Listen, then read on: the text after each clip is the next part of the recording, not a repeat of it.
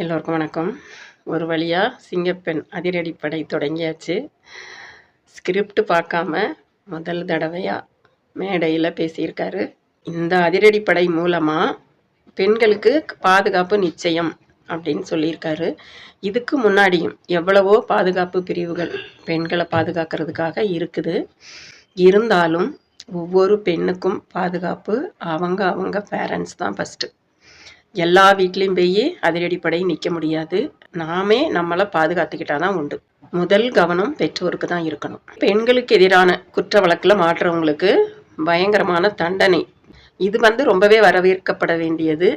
தண்டனைகள் ரொம்ப கடுமையானாதான் குற்றங்கள் கண்டிப்பாக குறையும். ஒரு குற்றத்துக்கு தண்டனை கொடுத்தா அடுத்தவன் அதை செய்யறதுக்கு யோசிக்கணும். அந்த அளவுக்கு இருக்கணும் அந்த தண்டனை.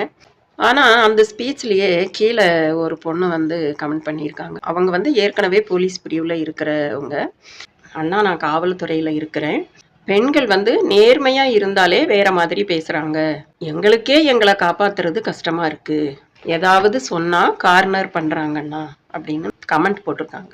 இதில் நமக்கு என்ன தெரியுது? எல்லா இடத்துலையும் பெண்களுக்கான பாதுகாப்பு எப்போவுமே உறுதியானது இல்லை. போலீஸ் நிலையமாக இருந்தால் கூட அந்த இடத்துலையுமே எந்த தவறும் நடக்காமல் இருக்கா கண்காணிக்கிறதுக்கு ஒரு சிறப்பு பிரிவு ஒன்று செயல்படணும். இப்படி பிரிவாக செயல்பட்டுக்கிட்டே போனால் மட்டும் என்ன பெருசாக நடந்துட போகுது?